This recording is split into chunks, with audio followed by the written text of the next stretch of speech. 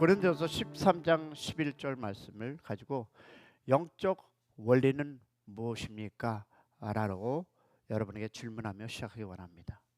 자, 바울은 이 고린도 교회에 보내는 편지에서 어렸을 때와 장성했을 때를 언급하였습니다. 자, 바울이 여기서 말하는 어릴 때와 장성했을 때는 육신적인 상태에 대한 것이 아니라 영적인 상태에 대한 것입니다. 자, 우리는 여기서 중요한 두 가지 사실을 확인할 수 있는데, 하나는 누구든지 영적으로 어린 상태를 거쳐서 장성한 사람이 된다라는 것입니다. 그리고 다른 하나는 무엇일까요? 그 성장 기준이 말과 깨달음과 생각이라는 것입니다. 우리가 우리의 삶 속에서 내가 영적으로 성장했는가 아닌가라고 할 수 있는 것은 말과 깨달음과 생각이라는 것입니다. 그러면 바울과 같은 위대한 사도는 영적으로 어렸을 때를 거쳐 장성한 사람이 되었음을 기억하는 것이 필요합니다. 그렇다면 여러분과 나도 똑같은 그 과정을 거친다는 것입니다. 더 나아가서 바울이 생각할 때 어떤 사람의 영적 상태와 수준을 알 수 있는 기준은 우리가 일반적으로 생각하는 기준과 다르다는 것을 알아야 합니다. 자, 보겠습니다. 우리는 일반적으로 주일 성수를 잘 지키고 새벽 기도를 잘 하고 11조를 내고 술과 담배 등을 가지고 사람들의 영적 상태와 수준을 확인하려고 합니다. 자, 이런 요소는 중요합니다. 그렇지만 문제는 이러한 요소들은 기준으로 삼는다는 것은 성경적이지 않으며 절대이지 않다는 것입니다. 자, 이런 조건은 눈에 보이는 외적인 조건인 반면 바울이 이 말씀에서 제시한 말과 깨달음과 생각과 같은 기준은 눈에 보이지 않는 중심과 내면을 확인할 수 있는 중요한 요소입니다. 할렐루야. 자, 우리는 생각하고 깨달은 것을 무엇으로 표현합니까? 땡큐. 말로 표현합니다. 그러기에 말과 깨달음과 이 생각은 전혀 다른 기준이 아니라 서로 커넥트, 연결되어 있음을 봅니다. 믿으시면 아멘. 즉 우리는 말을 들어보면, 뭐라 그랬죠 제가요? 말을 들어보면 그 사람이 가진 깨달음과 기준과 생각의 깊이를 확인할 수 있습니다. 그런 측면에서 어떤 사람의 영적 상태와 수준과 그 사람의 무엇을 말을 들어보면 알 수 있는 것입니다. 영적 성장이란 여러분 말이 달라지는 것은 아닙니다. 영적 성숙이란 말이 달라지는 것입니다. 할렐루야. 즉 말의 변화가 없으면 영적 변화는 존재하지 않습니다. 여러분, 속 사람이 달라진다는 것은 말로 드러나기 때문입니다. 말은 여러분 속 사람의 열매입니다. 제가 한 가지 충고할게요. 나는 그저 재밌게 그저 서로 웃으려고 던지는 이 말은 솔직히 여러분의 마음에 있는 말을 던지는 것입니다. 아, 농담이야. 여러분 그럴까요? 나름대로 자기가 가지고 있는 이 속 사람을 던집니다. 여러분, 우리는 이 말이 달라졌다는 것은 입이 달라졌다는 표현입니다. 믿으시면 아멘. 말과 입이 달라졌다는 것은 1차적으로 말하는 내용이 달라졌다는 의미입니다. 자, 그러면 우리가 고린도전서 13장 12절에서 그 영적 원리를 무엇일까요? 우리가 지금은 무엇이다? 거울을 보는 것 같이 희미하나 그때에는 얼굴과 얼굴을 대하여 볼 것이다. 그러면 이 고린도전서 13장 12절에 보니까 지금은 내가 부분적으로 아나 그때는 주께서 나를 아신 것 같이 내가 온전히 알리라. 자, 바울의 말씀에서 지금 now 그때에 대해서 말하고 있는데요. 지금은 현재이고 그때는 미래입니다. 그러면 지금과 그때의 사이에는 무엇이 있습니까? 시간적 간격이 있습니다. 자, 그때에 대해서 신학적 해석이 분분하지만 분명한 것은 현재와 미래는 라는 점입니다. 그러면 지금과 그때와 결정적인 차이는 무엇입니까? 바로 알의 수준입니다. 지금은 어떻게? 희미하게 하나 그때는 분명하게 압니다. 자, 지금은 부분적으로 아나 그때는 온전하게 압니다. 그러면 분명하게 아는 것과는 차원이 다르죠. 그러면 부분적으로 아는 것은 온전하게 아는 것과는 깊이가 다르다는 것입니다. 그러면 우리의 알은 지식에서 깊이와 수준의 차이가 있다는 것을 알아야 합니다.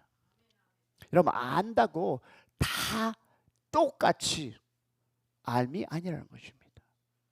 우리는 희미하게 아는 것과 부분적으로 아는 것과 매우 위험한 dangerous 위험한 것임을 알아야 합니다. 특히 진리에 대해서 희미하게 알거나 부분적으로 아는 것은 여러분 치명적인 이유는 뭡니까? 스스로 안다고 착각함으로써 더 배우려고 하지 않기 때문입니다. 더 배우려지 않고 나는 알아 갖고 있는 지식. 여러분 이런 얘기가 있죠. 배우려고 하지 않는 사람은 뭐라? 설교도 하지 말라. 여러분 희미하게 부분적으로 아는 것을 마치 아는 것처럼 착각하고 더 이상 배우려고 하지 않는 것은 영적 재앙입니다. 그런 의미에서 보면 신앙생활의 본질은 뭡니까? 하나님을 더 알아가는 것. 할렐루야. 우리는 바울이 에베소 교회에 편지를 보내면서 이렇게 기도했습니다. 보세요. 뭐라고? 다 같이 있습니다. 시작. 에베소서 시작.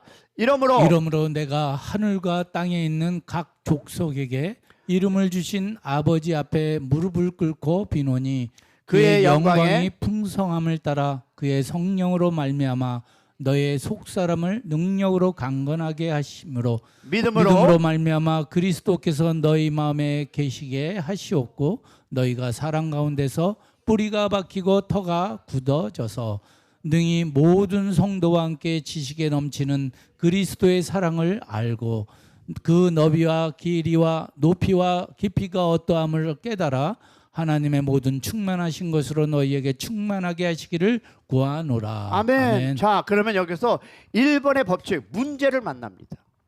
자, 그래서 우리가 창세기 40장 14절 15절 있습니다. 시작. 당신이 잘 되시거든 나를 생각하고 내게 은혜를 베풀어서 내 사정을 바로에게 아뢰어 이 집에서 나를 건져 주소서. 나는 히브리 땅에서 끌려온 자여 여기서도 옥에 갇힌 일을 행하지 아니하였나이다. 자, 당신들이 보겠습니다. 나를 이곳에 팔았다고 해서 근심하지 마소서. 한탄하지 마소서. 하나님의 생명을 구원하시려고 나를 당신들보다 먼저 보내셨나이다. 아멘. 자, 그러면 여기서 함께 보겠습니다. 여기에서 나눈 말 같고 요셉이 어땠습니까? 자, 요셉의 그 말을 통해서 우리가 읽었던 그 단어가 뭡니까? 창세기 40장 14절 15절 그리고 우리 다시 한번 읽었는데 45장 5절 8절 읽으면서 계속적으로 읽었습니다. 그러면 여기에서 우리가 무엇을 발견할 수 있을까요? 첫 번째, 요셉의 말이 달라졌습니다. 여러분이 하나님을 믿기 전과 후에 달라짐이 있어야 한다는 것은 이 성경을 통해서 알 수 있는데 보겠습니다. 자, 요셉은 20대 후반에 억울한 누명을 쓰고 감옥에 들어갔습니다. 자, 감옥에서 요셉은 술 맡은 관원장의 꿈을 해석해주며 이렇게 얘기합니다. 술 많은 관원장이 했던 요셉의 말 속에는 억울함과 피해의식이 있었습니다. 나는 죄도 없는데, 나는 그러지 않았는데 라고 피해의식을 표현합니다. 그리고 자신은 감옥에 갇힌 일을 하지 않았다고 말하면서 자신의 억울함을 바로에게 구해서 감옥에서 나가게 해달라고 부탁합니다. 그런데 자, 창세기 40장 14절 15절에 보니까 당신이 잘 되거든 나를 생각하고 내게 은혜를 베풀어서 내 사냥을 바로에게 아래서 나를 건져주시고 나는 히브리 사람으로서 이 땅에 끌려온 자예요. 옥에 갇힌 일을 안 했어요 라고 얘기합니다. 그리고 시간이 흘렀습니다. 자, 술 맡은 관원장은 요셉의 부탁을 잊어먹었습니다. 만 2년이 지나 30세의 요셉은 바로의 꿈을 해석해주며 국무총리가 되었습니다. 자, 7년의 풍년이 지나고 흉년 2년 차에 형들을 만났을 때 요셉은 형들에게 뭐라고 얘기합니까? 이때 형들에게 한 요셉의 말을 들어보면 요셉에게 두 가지 변화가 일어났습니다. 하나는 그렇게 억울하다고, 나는 이곳에 팔려올 사람이 아니라고, 나는 이곳에 있을 사람이 아니라고 그랬던 그 생각이 사라지고 무엇이 다른 변화가, 그것은요, 그가 이전에는 달리 하나님에 대한 언급, 즉 요셉은요 자신에게 일어난 모든 일이 하나님의 주권 안에 있음을 인정하고 고백했다는 것입니다. 할렐루야. 왜냐하면 창세기 45장 5절 8절 볼게요. 다 같이 시작. 당신들이 나를 이곳에 팔았다고 해서 근심하지 마소서, 한탄하지 마소서. 하나님이 생명을 구원하시려고 나를 당신들보다 먼저 보내셨나이다. 이 땅에 2년 동안 흉년이 들었으나 아직 5년은 밭가라도 못하고 추수도 못할지라. 하나님이 큰 구원으로 당신들의 생명을 보전하고 당신들의 후손을 세상에 두시려고 나를 당신들보다 먼저 보내셨나니, 그런즉 나를 이리로 보낸 이는 당신들이 아니요 하나님이시라. 하나님이 나를 바로에게 아버지로 삼으시고 그 온 집의 주로 삼으시며 애굽 온 땅의 통치자로 삼으셨나이다. 아멘. 아멘. 뭐가 달라졌습니까? 그의 생각과 입에서 나오는 말이 달라졌다는 것입니다. 자, 그러면 우리가 한번 바울을 볼까요? 자, 바울의 말이 달라졌습니다. 다시 한번 얘기할까요? 자, 바울에게 뭐가 있었습니까? 가시가 있었습니다.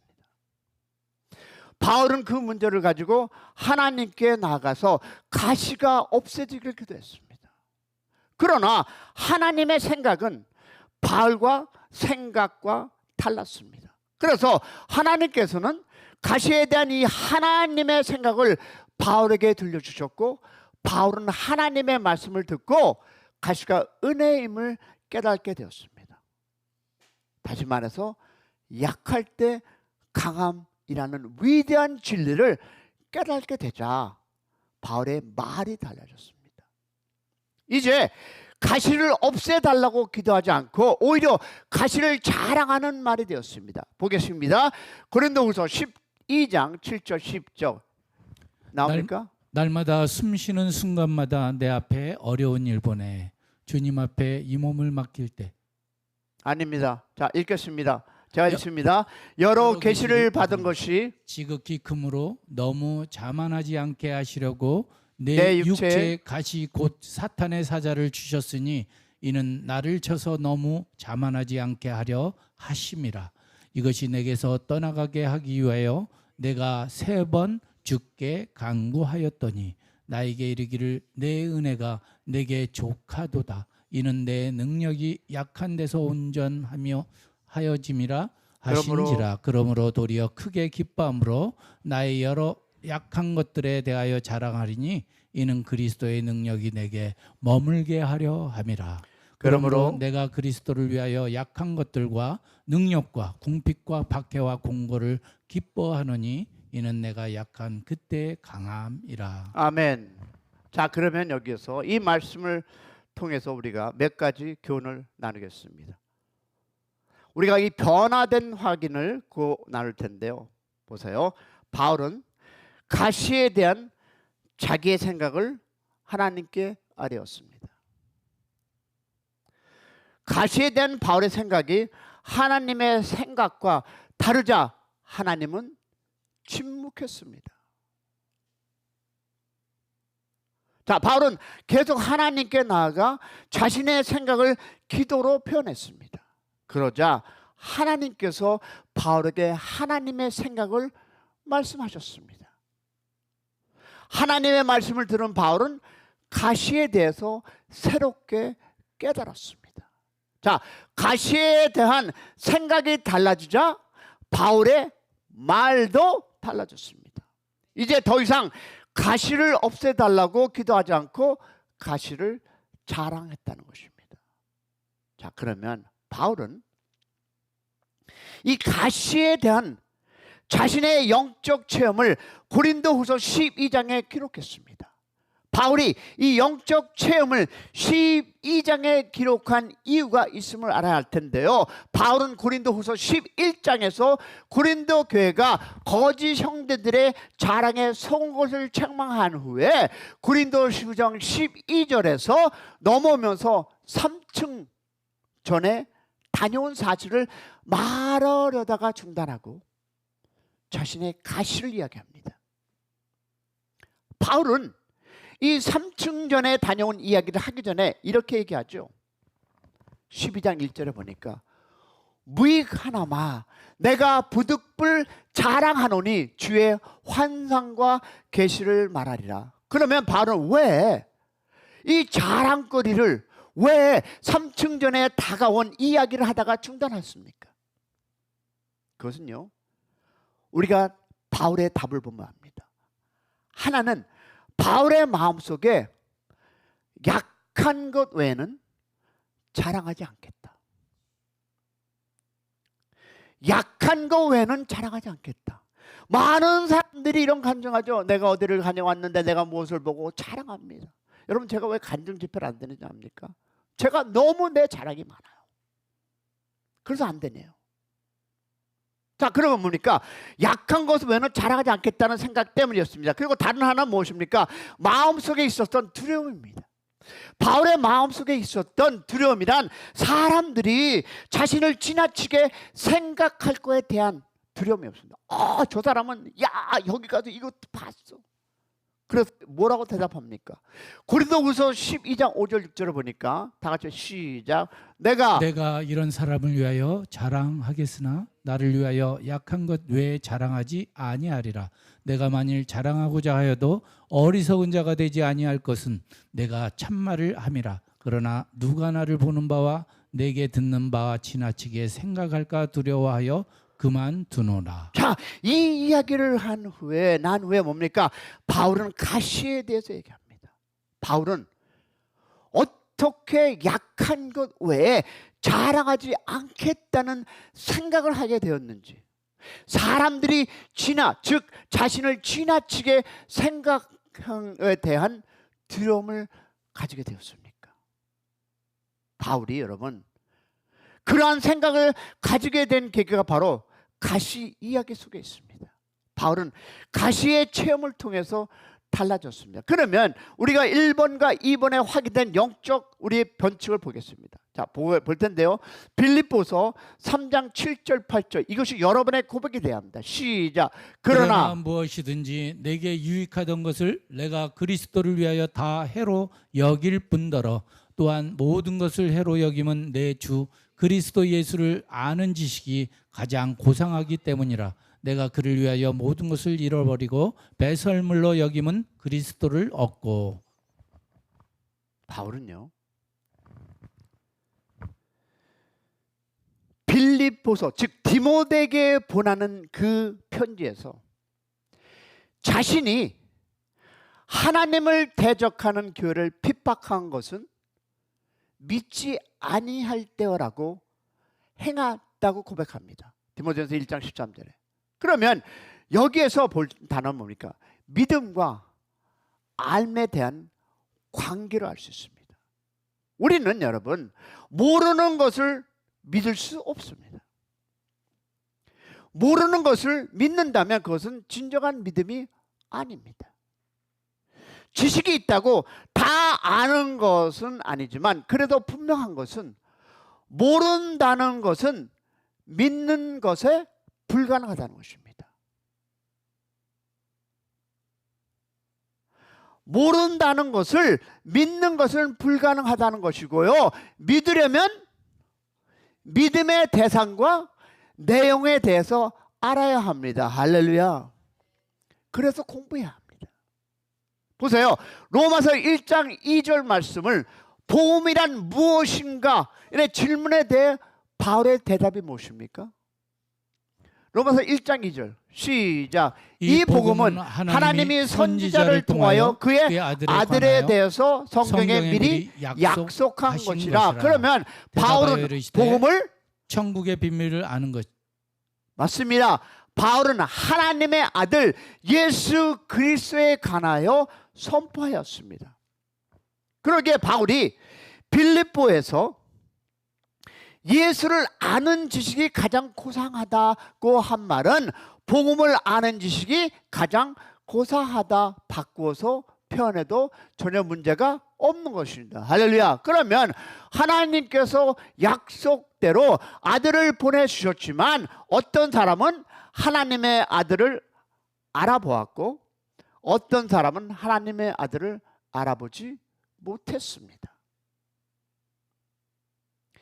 예수님을 하나님의 아들 메시아로 알아보는 것은 하나님께서 들어보세요. 허락하신 사람들에게만 일어나는 기적과 같은 일입니다. 할렐루야. 안 믿으십니까? 여러분이 예수 믿는 것이 여러분 기적입니다. 그런데 아멘이 좋은 것은 그럴까요? 하는 의문이 아닐까요? 그래서 주님은 제자들에게 이렇게 선포합니다. 볼 텐데요. 마태복음 13장 11절 볼 텐데 예수님을 메시아로 알아본 베드로에게도 다음과 같이 마태복음 16장 10절 보겠습니다. 시작. 13장 11절 먼저 시작. 대답하여 이르시되 천국의 비밀을 아는 것은 너에게 허락되었으나 그들에게는 아니 되었나니. 여러분 이것이 기적 아닙니까? 여러분이 예수를 안다는 것은 하나님의 주신 은혜임을 기억하시기를 소망합니다. 그리고 마태복음 16장 17절을 보니까 시작. 예수께서 대답하여 이르시되 바요나 시몬아 내가 복이 있도다. 이를 내게 알게 한 이는 혈육이 아니요 하늘에 계신 내 아버지시니라. 누가 알게 했습니까? 내가 똑똑해서? 내가 좀 잘나서? 내가 부모 때문에? 아닙니다. 혈육이 아니요 하늘에 계신 아버지. 할렐루야. 그러면 베드로는 예수님을 가장 가까이 따르며 주님의 칭찬과 책망을 동시에 들었던 사람이었습니다. 그런 모든 영적 경험을 했던 베드로가 죽음을 앞둔 즉 눈앞에 보았을 때 편지를 보내면서 신앙생활이란 무엇인가에 대해 성경적 답을 우리에게 제시합니다. 그것이 바로 오직 우리 주 예수 그리스도의 은혜와 그를 아는 지식인 자라라고 베드로후서 3장 18절에 선포합니다. 할렐루야. 그러면 예수 그리스도의 은혜와 그를 아는 지식을 합하면 바울이 말한 예수를 아는 지식은 곧 복음에 대한 지식이 됩니다. 예수님이 하나님의 아들 그리스도이심을 알아본 베드로는 복이 있다라고 칭찬을 들었습니다. 바로 예수님에 대한 지식이 가장 가치 있다고 말하면서 다른 모든 것은 배설물로 비할 정도로 복음에 대한 지식의 가치를 높이 평가했습니다. 할렐루야. 그러면 우리의 현실은 어떻습니까? 복음의 가치를 모른다는 것은 복음을 모른다는 것을 의미합니다. 복음을 소유하고 있어도 그 가치를 몰라서 여전히 가난 의식에 사로잡혀 살고 있지는 않은지 스스로 돌아봐야 합니다. 여러분, 바울도 복음을 모를 때가 있었습니다. 바울은 디모색 도상에서 예수님을 만나 복음을 알고 믿게 되었습니다.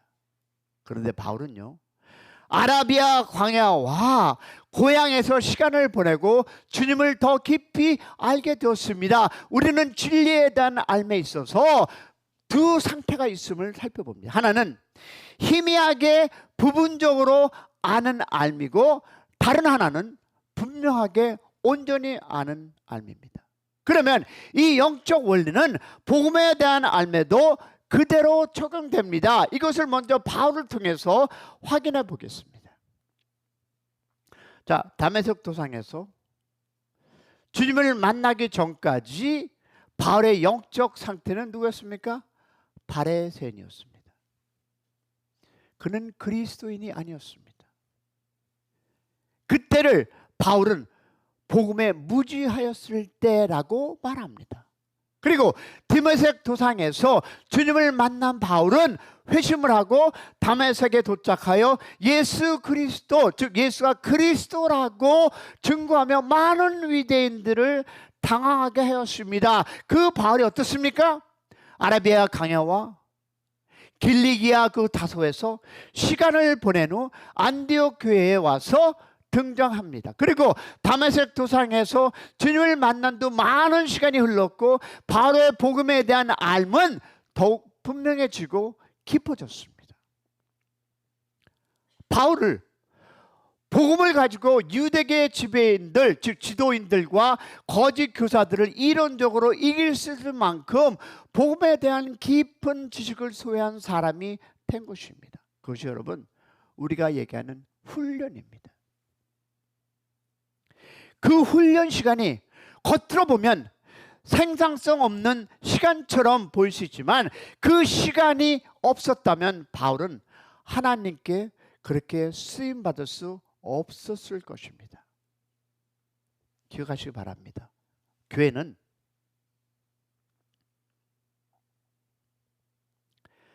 착한 사람을 만들기 위해 존재하는 것이 아닙니다. 믿으십니까? 여러분, 교회는요, 착한 사람을 만들기 위해서 존재하는 것이 아닙니다. 교회는 복음의 사람, 즉 바울처럼 분명하고 온전하게 복음을 아는 사람을 만들어야 합니다. 할렐루야.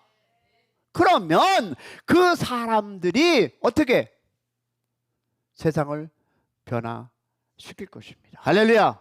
우리 교회가 복음으로 다시 한번 알고 기억되고 준비하면 이 복음을 알고 나아갈 때 이 교회를 통해서 우리 이웃이 변화되리라 믿습니다.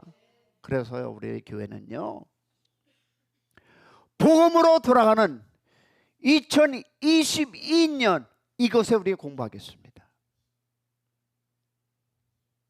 기도로 준비해 주시기 바랍니다. 여러분이 알고 있는 지식 다 한번 내려놓고 기초로 돌아가서 복음에 돌아가는 이 교회가 이 복음을 가지고 주님의 사역을 잘 감당하는 그런 축복된 교회가 되기를 주님으로 축원합니다.